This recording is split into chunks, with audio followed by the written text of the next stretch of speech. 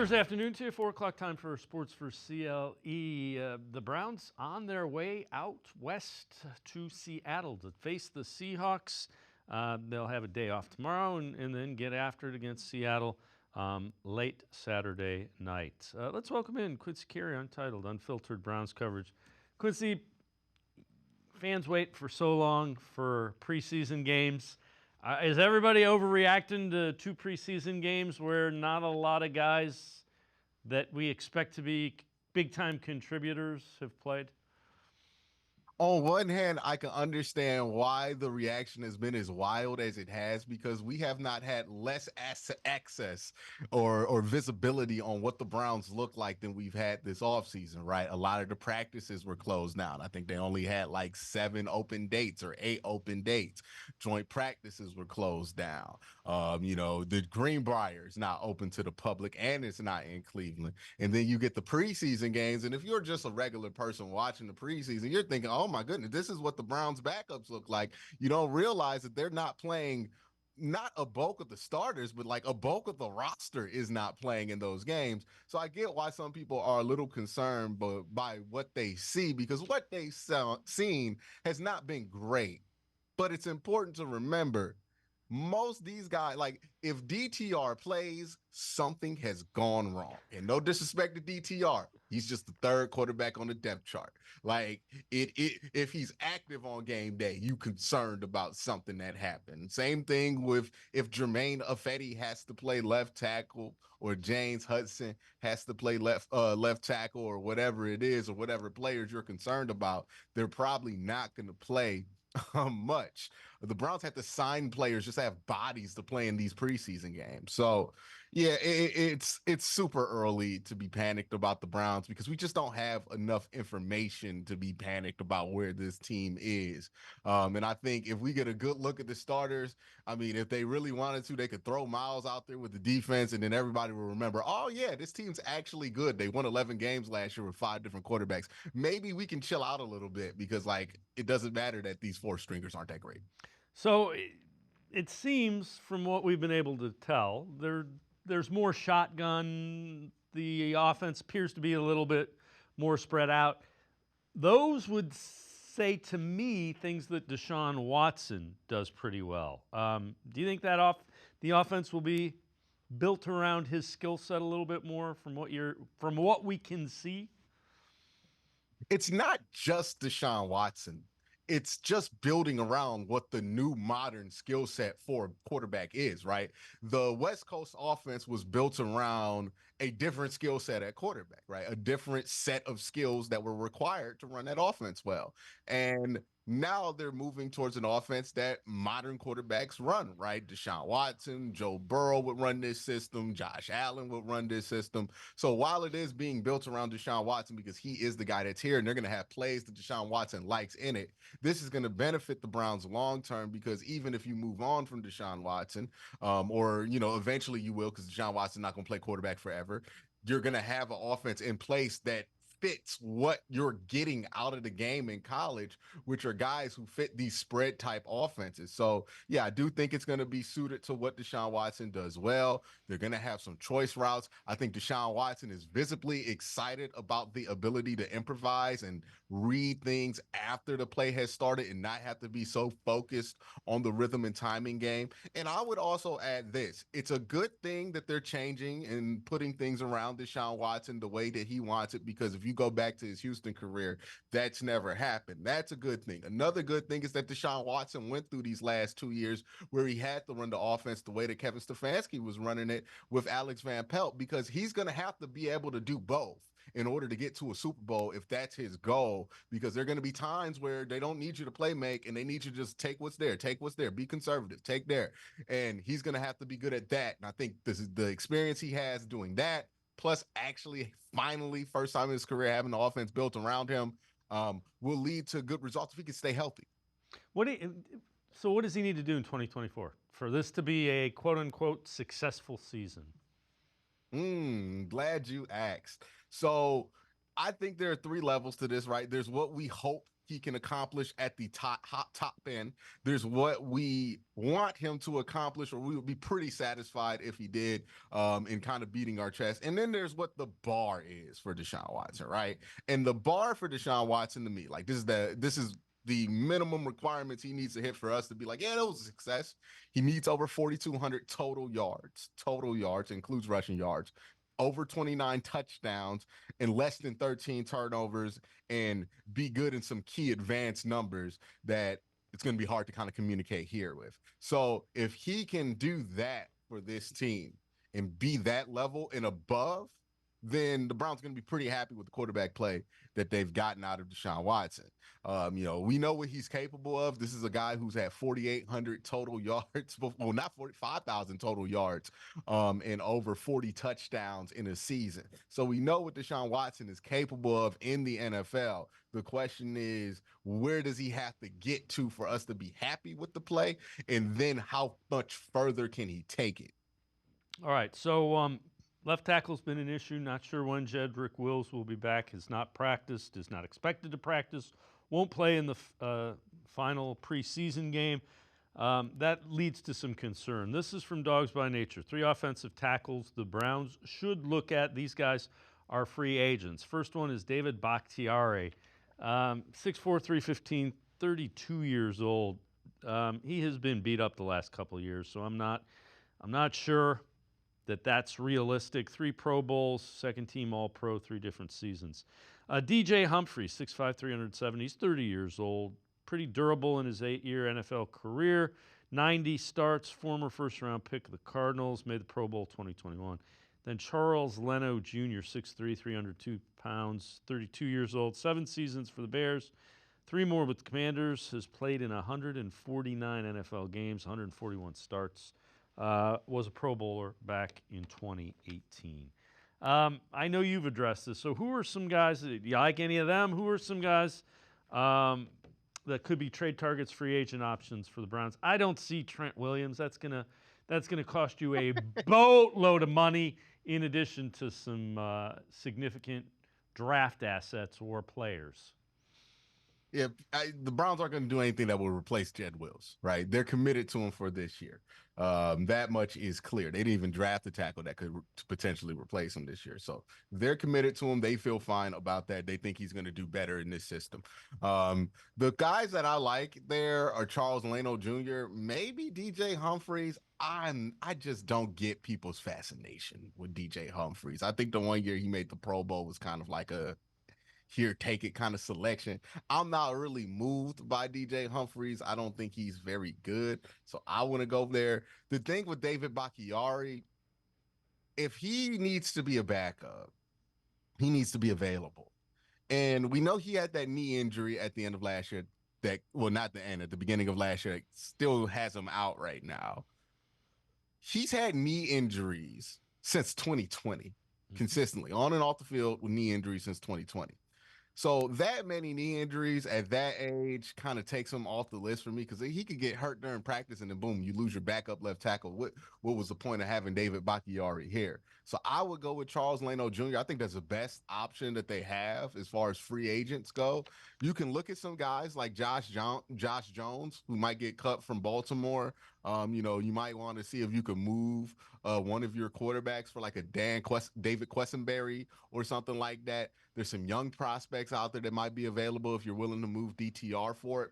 So they're going to have to get creative with it. I think the hole they're filling is backup tackle. And, I don't know if they're going to they think the situation's so dire that they need to go out and get a Charles Leno Jr., but I would just cause. Yeah, you mentioned DTR, and we've talked about this the last couple of days. There's talk that they're in talks to trade DTR or potentially Tyler Huntley. I kind of view that as 1A. Huntley's 2 years older. DTR's looked really good in the preseason. He was a draft guy. He's a 5th-round pick, though. You don't expect 5th-round quarterbacks to play for you. And he did, and he played okay. But here's where I'm at with Huntley. I've seen Huntley play in the regular season, and I could see them doing something where you make use of that guy's athleticism. He's big and he's physical, and in the red zone, you put enough athletes around him, he's a problem. I think the situation with DTR is I still don't think he's ready to play like full time. Like if he not even full time, like if he had to go out and start a game, I wouldn't be comfortable. I still think his limitations are just too severe at this point of his career. We saw what happened with Pittsburgh where they just basically crashed out, couldn't move the ball at all. That was never the case, even when PJ Walker was out there, that the Browns couldn't move the ball offensively. It was only the case when DTR was out there. So I don't think DTR is somebody they want to play in any kind of scenario, but they do want to develop and they see the value in developing him. And if it came down to it, you would probably start Tyler Huntley in a game over DTR, much like they did with PJ Walker last year. And I think that's probably what they're going to roll with. When it comes to the 53-man rosters, they're going to roll with Tyler Huntley over him. And part of that's going to be because you can sneak Tyler Huntley on the practice squad and then activate him when you need him versus DTR, who that's also going to be hard. You're probably going to have to roster him. That means keeping 3 quarterbacks. And I don't know if they want to do that. Yeah, it'll be interesting to see.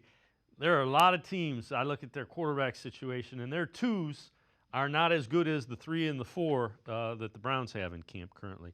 All right, before we go to break, I know you've addressed this on your show. 3 best Browns players that nobody is talking about right now. You know, Jerome Ford gets the worst rap, and I don't think enough people defend him. So I'll defend Jerome Ford for the time being until people start defending him. If we look from what he did from week 13 on, we're talking about with 2 backup tackles in there, James Hudson and Garyon Christian in there. He had a bad offensive line. And it makes sense that with that bad offensive line, he led the league in 0-yard gains. And I think people hear that, go, I'm out on him. He's got no vision. He stinks. Here are some other things that are important to note about what Jerome Ford did at the end of the year. We all know, and Dave, you can confer with me, David Njoku was pretty hard to tackle last year, right? Like, especially at the reception, a monster. Yep. Eight forced missed tackles at the reception. That's pretty impressive what David Njoku was able to do. Do you know who was second?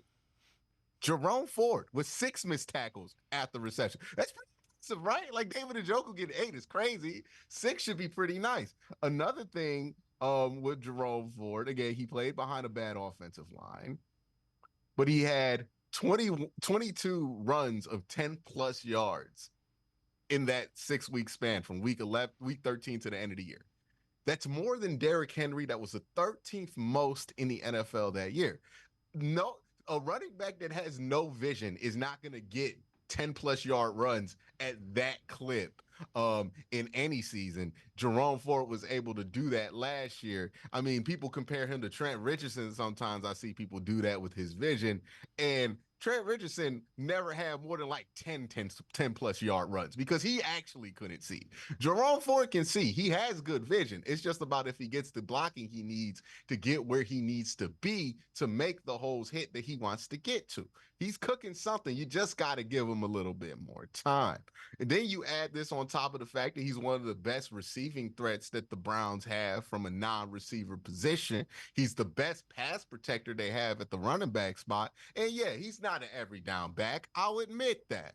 But he is a darn good backup running back, a change of pace guy. You give him 15 carries and then you let him catch some passes. He's really good for that role. I mean, like, you want to see what the best of Jerome Ford could be, go back and watch that Jets game. A lot of talk about David Njoku and Joe Flacco in that game. Go back and watch it and see who was really moving the chains play to play. It was Jerome Ford in that game dominating, and we don't talk about it enough. All right, it's Quincy Carrier and I going to step aside, take a quick time out. Other side of the break, we will hear from Shelby Harris, talk a little bit about the defense in the Seahawks game.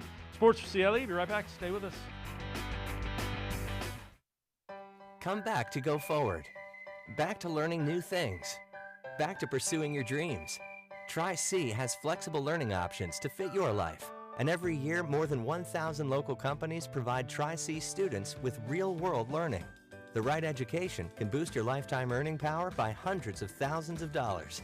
Start now with a college education you can afford. Tri-C, where futures begin.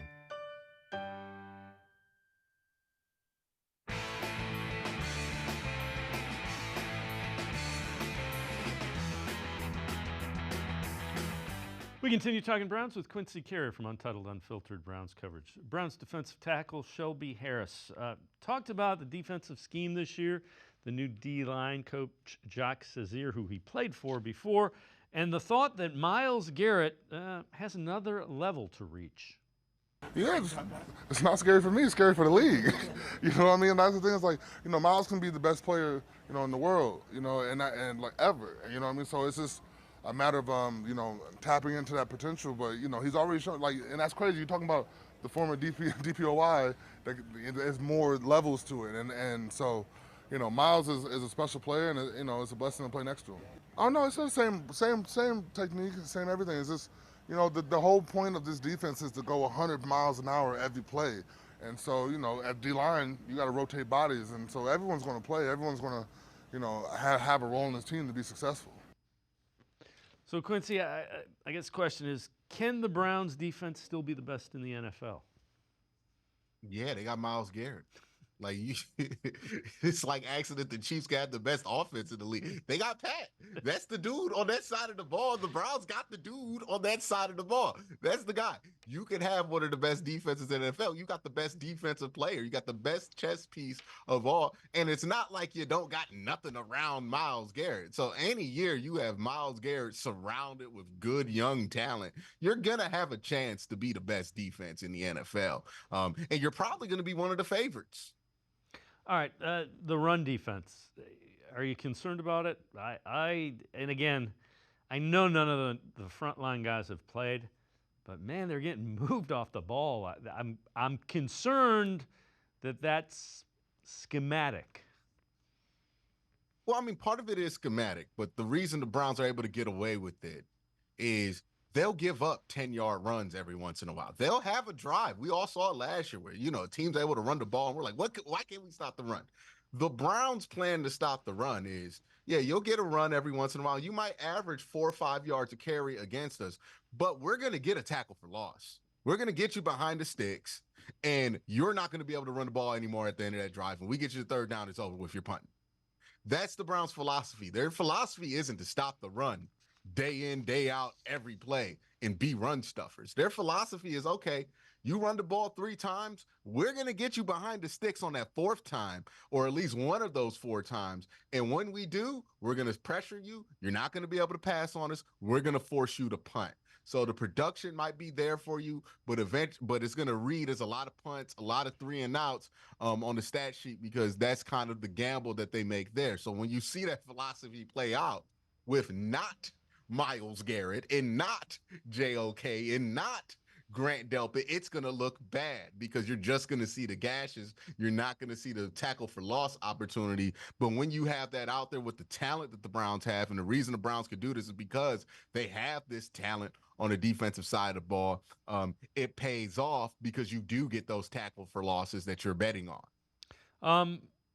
What do you think about the secondary? I see these things where the Browns secondary is ranked like 6th, and I'm like, that just seems awfully low. When I think about it, and I guess part of it is Denzel Ward gets banged up a little bit. He's in the concussion protocol. But, man, Ward, Newsome, and Emerson, you're going to have to work really hard to find 3 better corners on one team.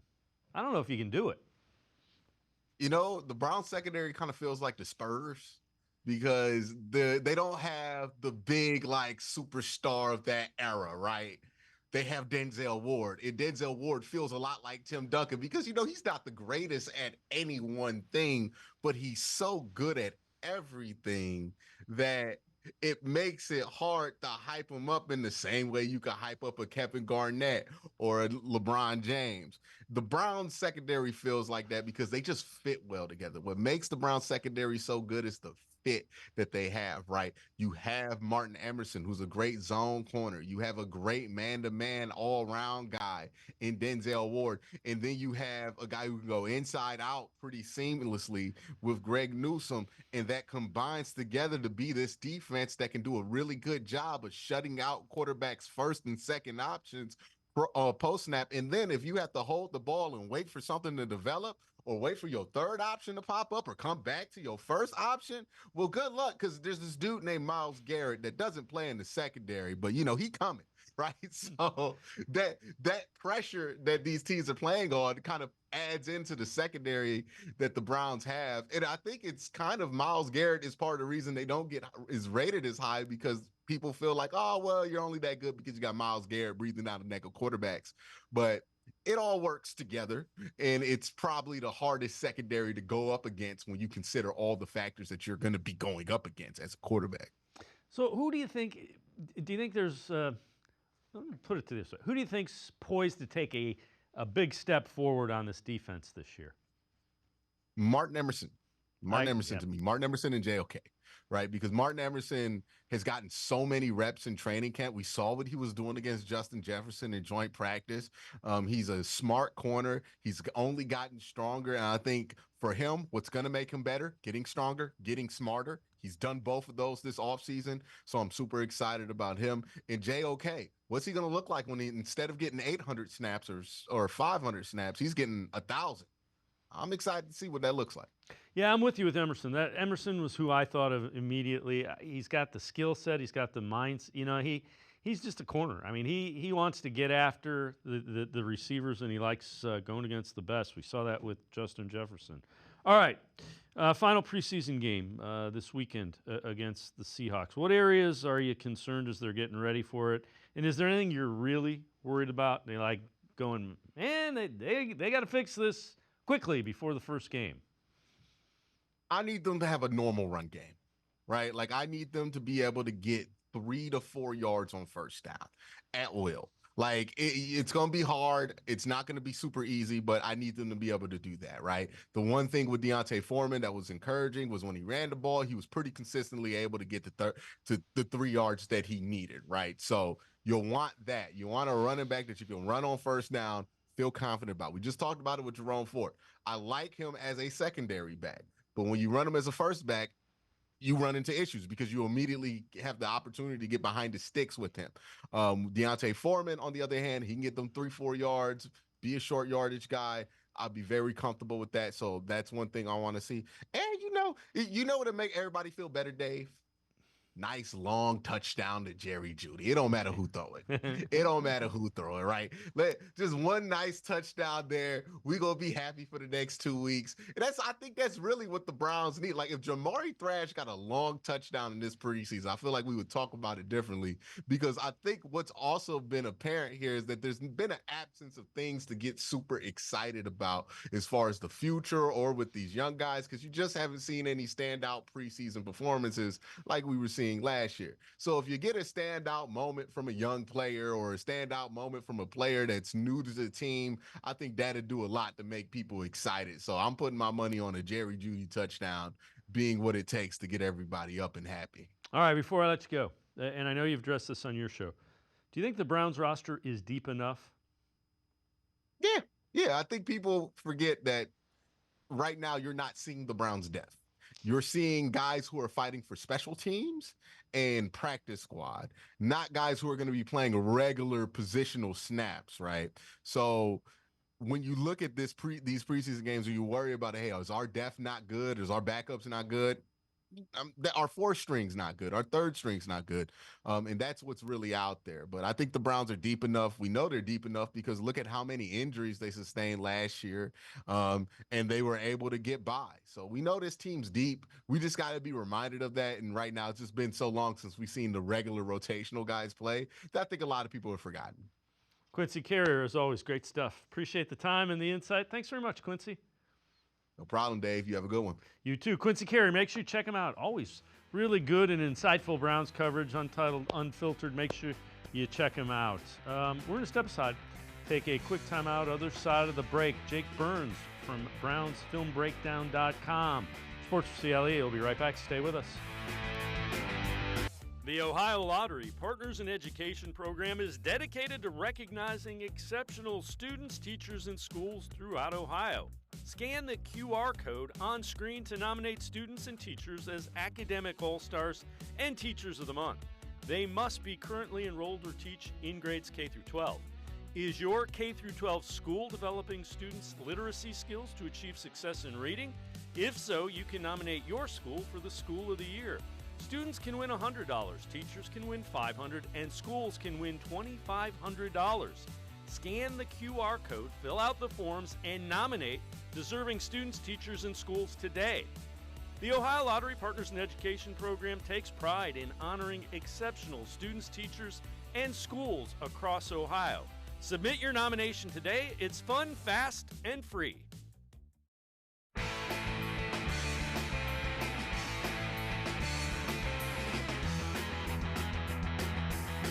We continue talking Browns on Sports4CLE. Let's welcome in Jake Burns from BrownsFilmBreakdown.com.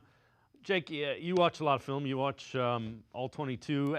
When you look at the preseason, what concerns you the most with the Browns? I know it's a couple games deep. You're getting ready for the third, but is there anything that you watch and you're like, yeah, that's not great?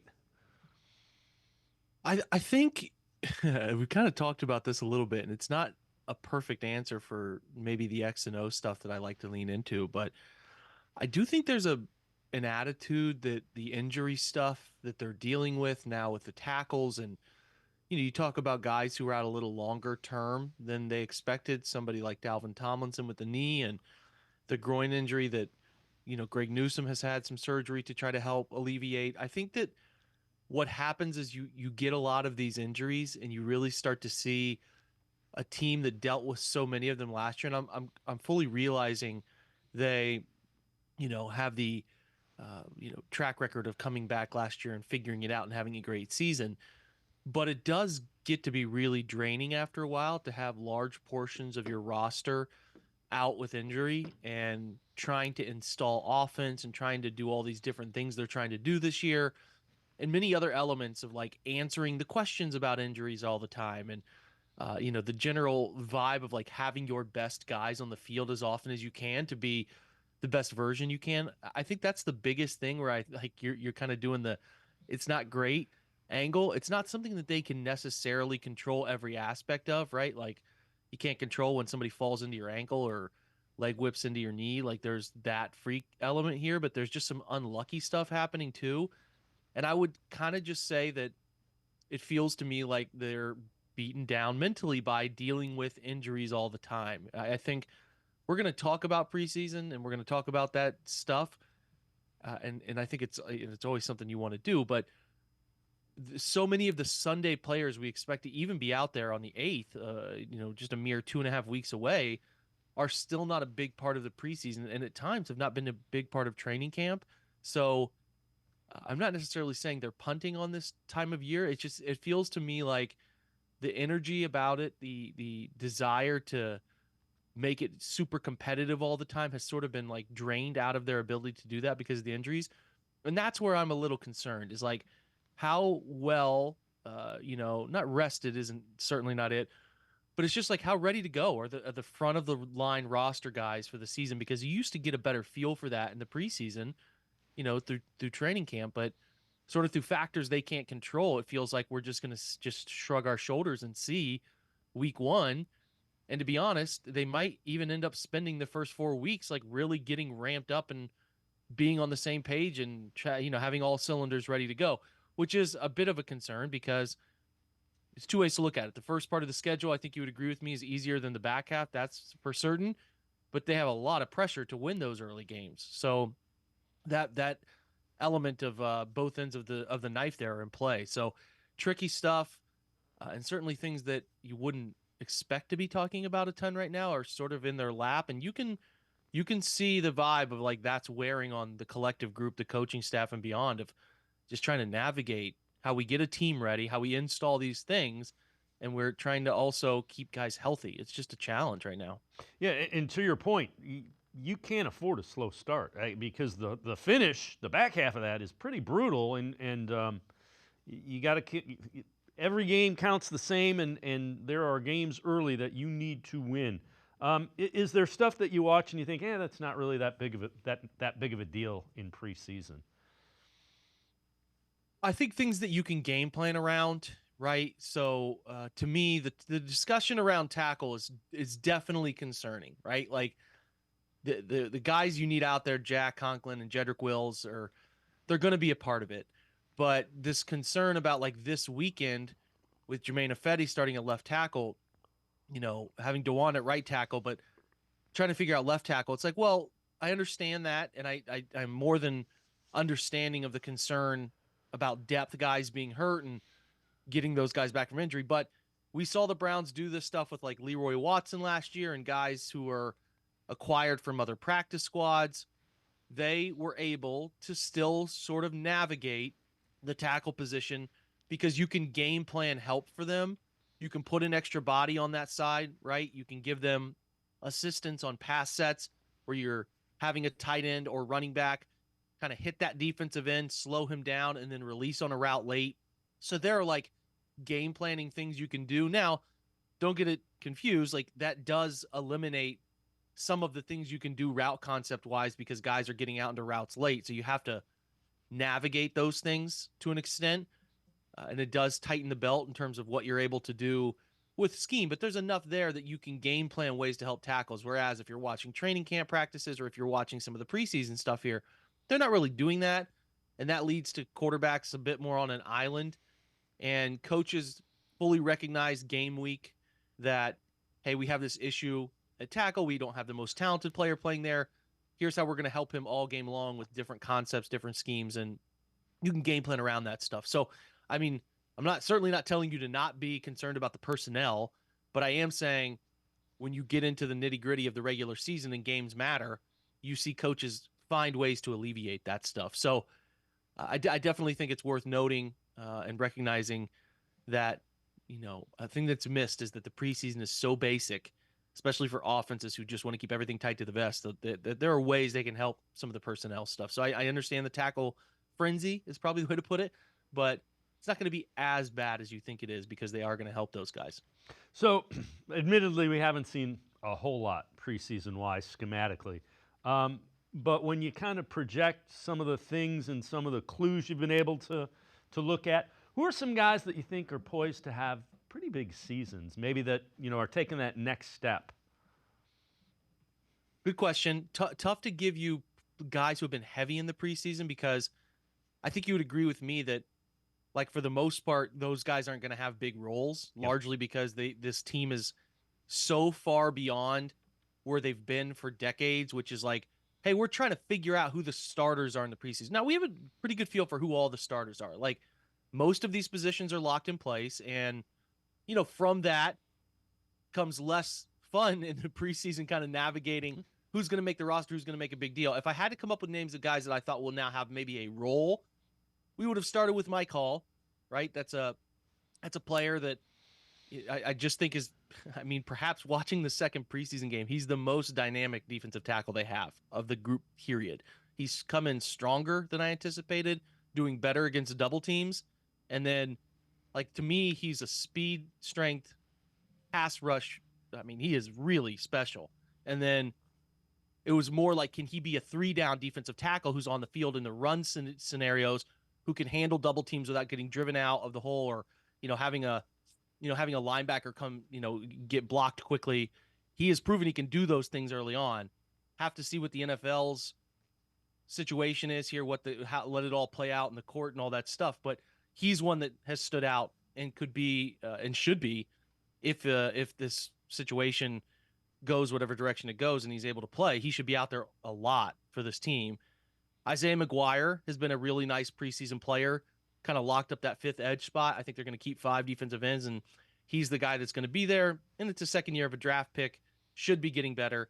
Really optimistic about what I've seen from him. And if he has to play on Sundays, I do think there's a playable player there to be a nice rotational piece. And that probably becomes a little more of an important thing when Obinna Okoronkwo's contract's up. They got to make some decisions on Zadarius Smith in another couple of years. That's where it becomes a bit more pressing, but I've been really encouraged with what I've seen there. Mahmoud Diabate has been a really nice piece. I really liked him. He caught my eye in the Hall of Fame game last year as a UDFA, and I'm like, this guy's, he's got something. He's lanky, long, can run, looks different than a lot of linebackers who come into the league, and he's proven through kind of getting a better grasp of the mental side of things and kind of being more of an off-ball backer. When he was at Utah and Florida in college, he was more of an edge rusher in those odd front schemes. He's moved into this off linebacker role off ball, more of a will, and has just developed his game really nicely. Starts to understand schemes and stuff. And I know he's working his way up the depth chart. I'm not sure he's going to start because of Jordan Hicks, and certainly not because of JOK, but there's a chance he gets some meaningful snaps this year. And then on the offensive side, two guys that I think on the younger side that have taken some nice steps. Zaire Mitchell-Payton, kind of always been a practice squad guy, hovered around. He has done some things, I think, in the body structure style, and like being able to be a third tight end is in the realm of possibility for him. Blocking better, certainly getting into space and being able to run after catch a little bit. He's not a great athlete by any stretch, but he's good enough to be a third tight end with a big body, big frame.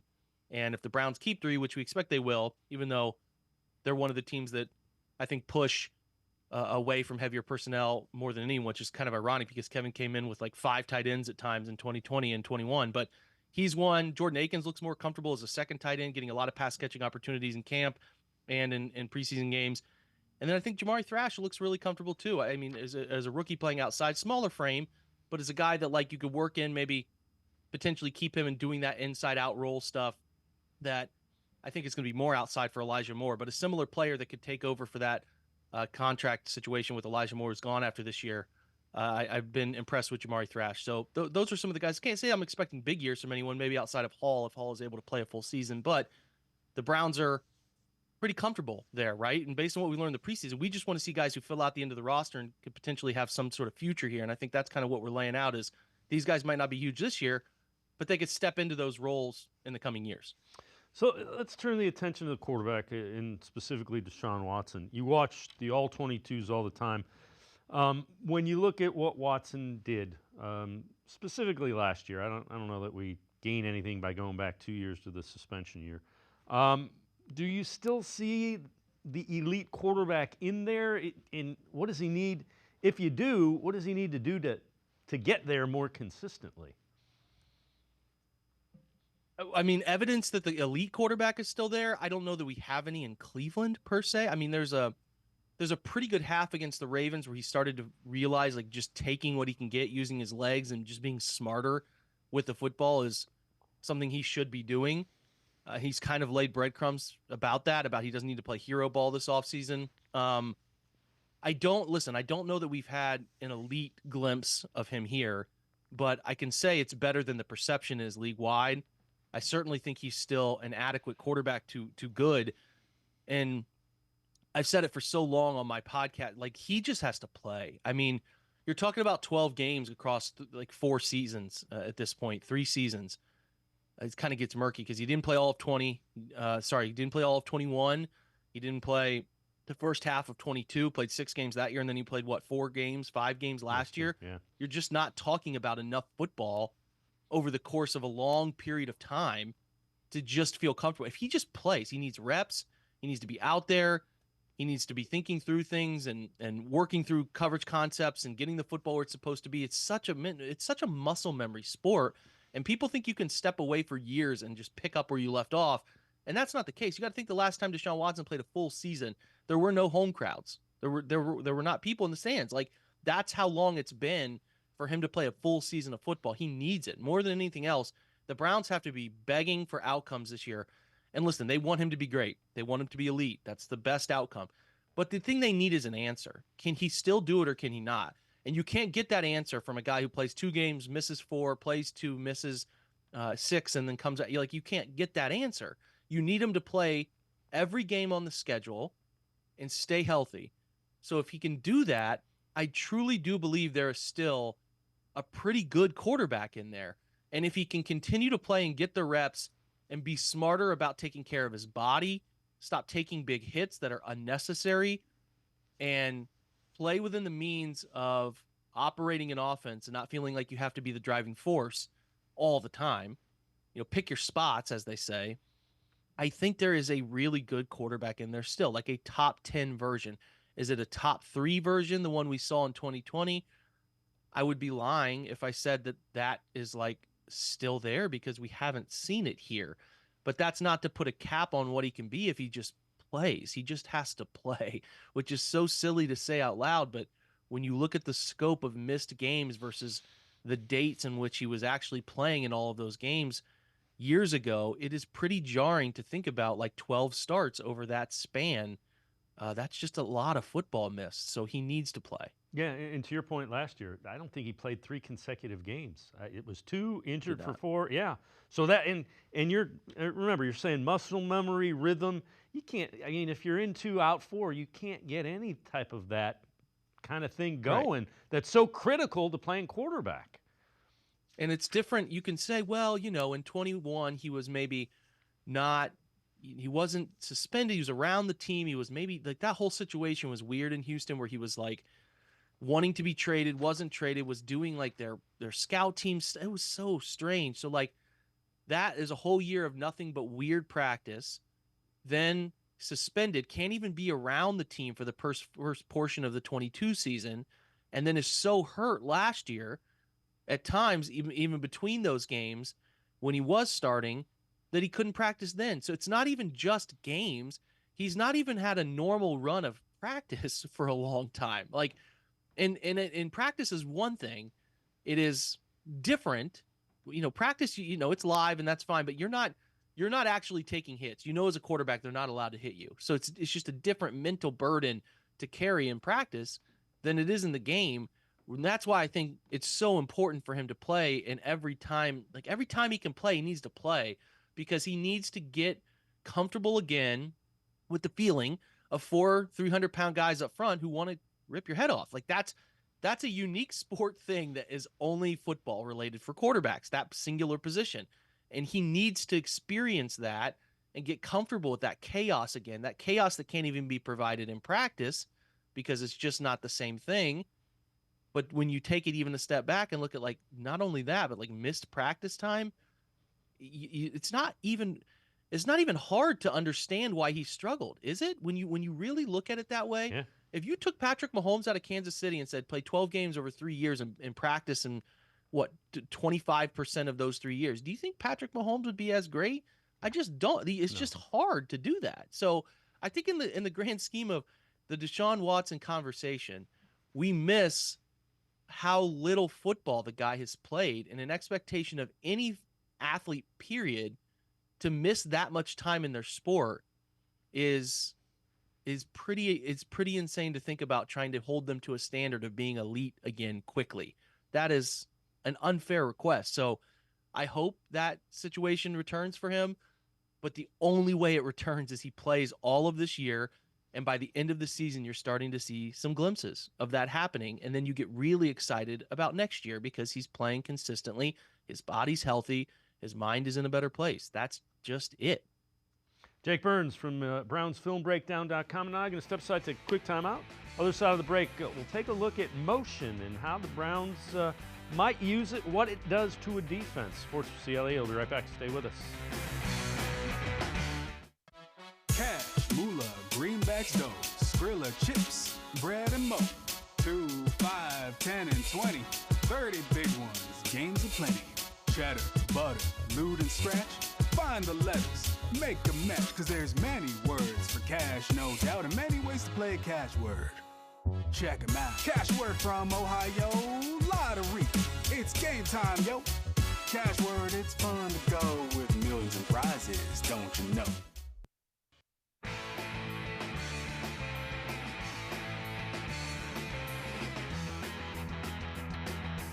We continue talking Browns with Jake Burns from BrownsFilmBreakdown.com. Jake, the Browns running game, how concerned are you with it? And again, I couch all these questions with Posick and Teller and Bitonio haven't played. Conklin hasn't played. Wills hasn't played. DeJuan Jones played a little. But do you think it's going to look different out of shotgun? And are you concerned that they really haven't been able to do a whole lot of it preseason? Yeah, that is a great question. I think it begets because the end of the year was really hard to see them running the football with any success. The back half of last year, it just got worse as the year went on.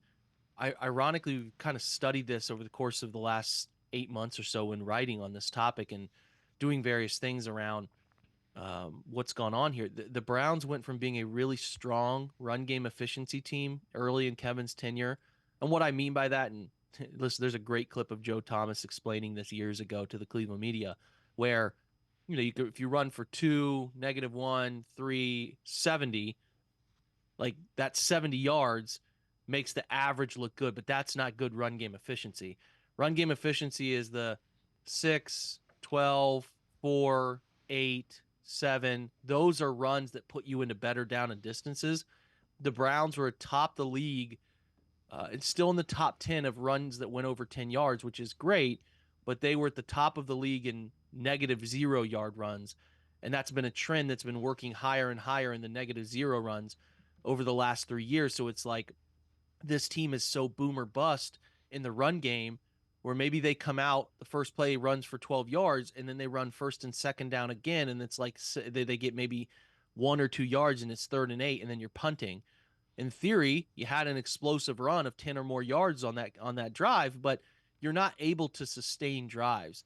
I think what these guys are doing is trying to find schemes that better offset the risk that some others carry. And what I mean by that is if you're a lateral running team, it is, let me put it this way. You're more inclined to negative plays when you try to pull linemen into space. There are bigger chance for opening up run lanes to create big runs, but I do think it can lead to some of those scenarios where a free runner can tackle somebody behind the line or blow a play up before it gets started. I think what they have tried to do, and they have not really totally unveiled, is pair their run game into more run pass option stuff, which I know we talked about last week, but that ability to do that really starts to put conflict on the second and third level players who can be run through guys that stop plays close to the line of scrimmage.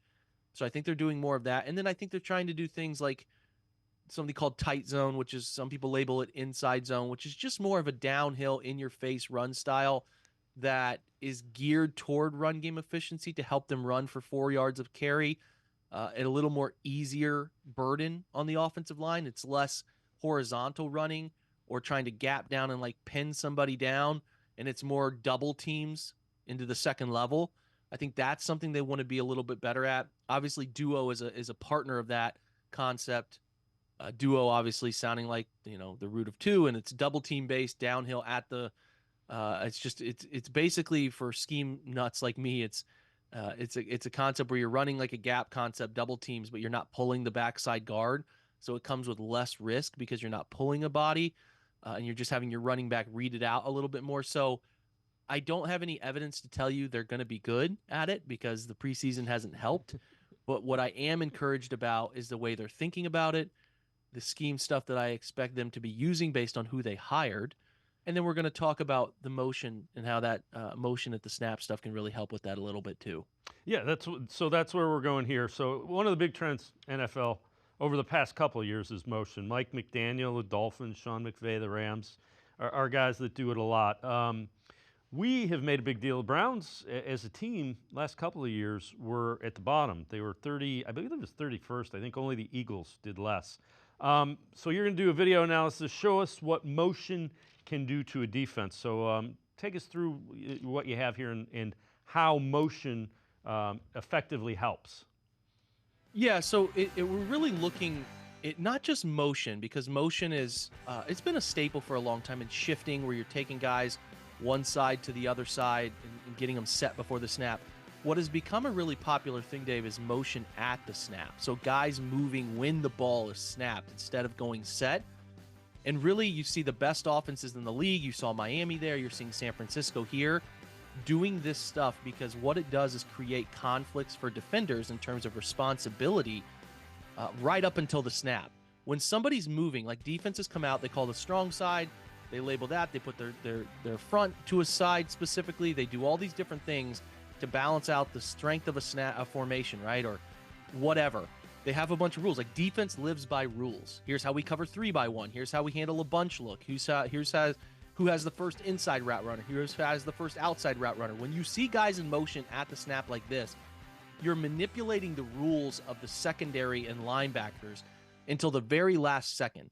And when you do that, you have a chance of those guys becoming confused as to where their eyes are going and where their responsibility is moving post-snap that can help create big plays.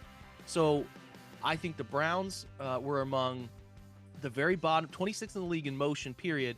and then one of the lowest users of motion at the snap in the NFL. We saw some glimpses in week 2 of this motion here where they go from 3-by-1 to 2-by-2 with James Prochet. The corner doesn't see him running the out and up the sideline. It's an easy completion. This is a bunch set here where they're going to condense at the last moment. They're going to move Jamari Thrash towards the line of scrimmage and create a natural rub concept here on a mesh concept where the rail route, because of that route run, comes wide open. They don't throw it, but that's what you're doing is you're creating some confusion at the snap to get somebody wide open. And then once you do it enough, you'll see this scheme comes up later in the game, how corners, the guy covering Jamari Thrasher, has to run this really high route to get to him and can create an opening right away. It can create an opening off of a double move. Like here's another example from last year. The Browns aren't foreign to it, right? It creates confusion on who has who for the Jags, and David Bell comes wide open for the game-winning touchdown. Like, the Browns know the benefits of it. I just think Kevin Stefanski is going to be leaning into his guys to do it a bit more. His new hires, Tommy Rees and the like, to do it more. You can do it in run game to create confusion on who has the quarterback and option. There's just so many benefits to doing this stuff that, you need to weave it into almost everything you're doing. I think the Dolphins ran it at something like 60% of their snaps had motion at the snap, 80% total of motion, period. Like making defenses think about this. Defenses who play with less thought in their mind, less thinking, are the better defenses. That's just always how it's going to be. If you make them think, if you make them get in run pass conflict, if you make them constantly have to adjust who they're covering, how they're covering, and why they're covering them, that's where a defense gets mentally worn down over the course of a game and is prone to mistakes. And it is such an easy wrinkle to put this stuff in play all the time by dressing up your offense with this motion stuff that there's no excuse based on the benefits the NFL is showing you.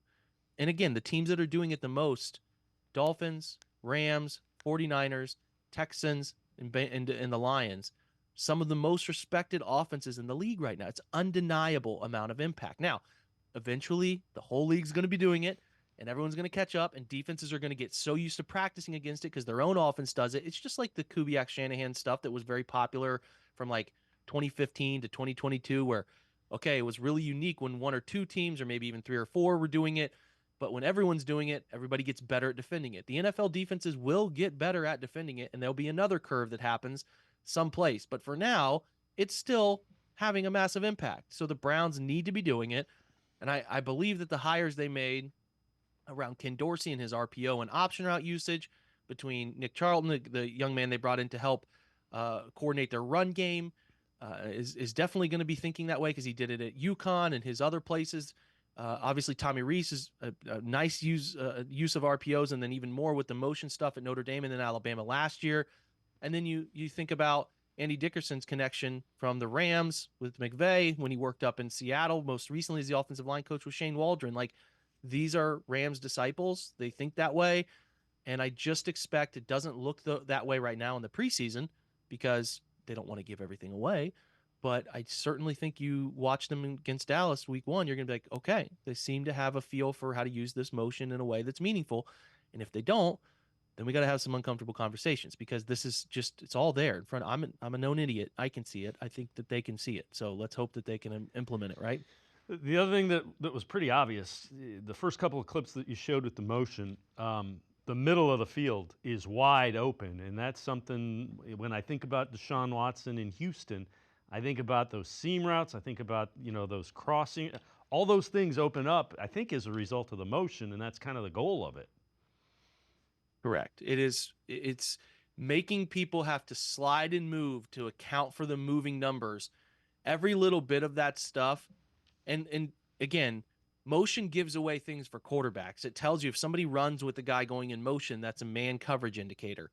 The benefits of motion are far and away just so beneficial. There are some quarterbacks over the years that have said they don't like motion because they don't want the picture of the defense to change. I mean, I think Aaron Rodgers was one of the most vocal about this.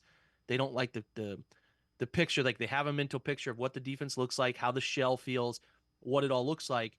But I think that opinion from Aaron started to change as he worked more with Matt LaFleur and sort of the way he comes from the Shanahan coaching tree. and how he has manipulated defenses with motion. We saw that in week 1 of the preseason. The Packers do it quite often. And I think that brought out some of the best in Aaron. I think we would all agree in his Green Bay days late in his career here. So I get the sentiment, the old school sentiment of not wanting to do it a ton, but that's just not – the athletes are too good on the defensive side of the ball, and they're trained up to defend this stuff since high school. They get into college, and they're seeing unique college offenses. You got to do as much as you can to make defenders think, and this is just such an easy element to make them think, make them move, get lost in space, and create windows of throws that just are not easy to replicate without something unique going on behind it. All right, before I let you go, a guy that a lot has been made of during preseason, Siaki Ika, third-round pick a couple years ago. He just hadn't – the sentiment is he hadn't played well. Take us through some of the things that you're seeing video-wise with him.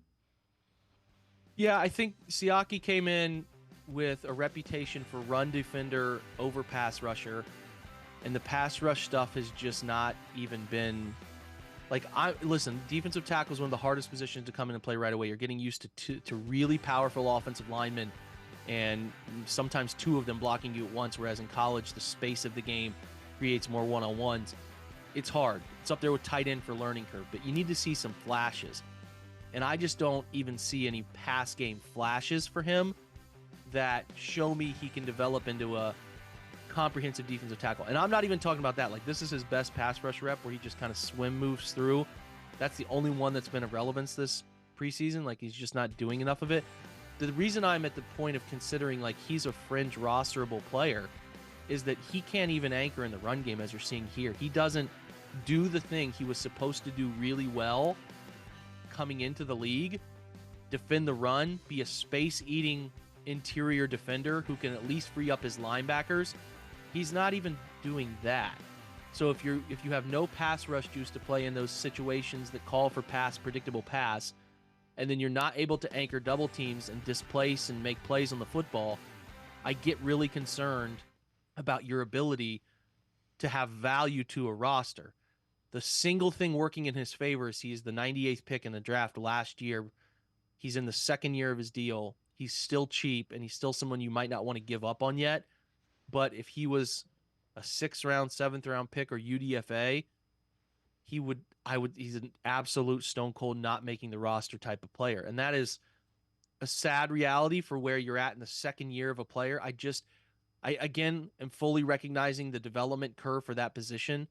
Also recognizing a lot of different factors about the talent around him is deep, and that kind of drives some of the conversation here. But when I watch young players, I don't expect you to be good every down. Consistency, I think, comes with experience and age and maturity, but you better flash a little bit. Like, oh, that's what this guy can become once he figures it all out. And there's none of that. And I think when he's on the field, he played 99 snaps as a rookie late in the year, had 0 tackles. He had no impact on the field. The most impact he had was his rookie preseason tape, and that has gone in the complete opposite direction over time, and he's having a really, really bad first 2 weeks of the preseason this year. So, again, he seems like a great guy. He seems very much beloved in the locker room because of his personality, and this is not an indication of anything other than I'm just concerned about his ability to matter to the roster if he makes it. Whereas, like, if you do that sort of thing, you're letting go of guys who I think are more talented in the Maurice Hurst mold, or a guy like Chris Williams, who's had a really great preseason and deserves it more. But the NFL is a bottom line business in terms of your draft picks and making the cap work. So there's definitely a chance they keep him for another year. But think back to last year when he was inactive for like the first 14 games of the season. It is the same, like he would be inactive for these ball games. And that is, that's tough, but I just don't see a player that they should be carrying on the roster. I don't, and that is unfortunate for the top 100 pick in the second year of their deal. Jake Burns, as always, great stuff. Tell people how they can find you. It's brownsfilmbreakdown.com. Yeah, brownsfilmbreakdown.com. So we're there. We're on all the popular social medias, Twitter, brownsfilmbdn, Instagram, even this thing called TikTok. We're out there. We're everywhere. We're doing it. Trying to put a focus on film room content and teaching people how football works from the X's and O's standpoint while driving a discussion for passionate fans who love this team and want to talk about them all day, every day. So, yeah, BrownsFilmBreakdown.com. There's a great app you can get for your phone that pairs with it too, and can kind of get everything delivered to you every morning and throughout the day. So we're excited about it, and always appreciate you, Dave, letting me talk about what we're doing and having me on, man. Always great stuff. Always insightful and very. You can explain things really well. I understand what you're saying. So great job, Jake Burns, as always. Appreciate the time and the insight. Thanks very much. Guys, thanks for having me anytime. Jake Burns, make sure you check him out again. It's brownsfilmbreakdown.com. He's really good at it. Go follow him. You'll see more of that on their website as well. Great stuff, as always. That's going to do it for this edition of Sports for CLE.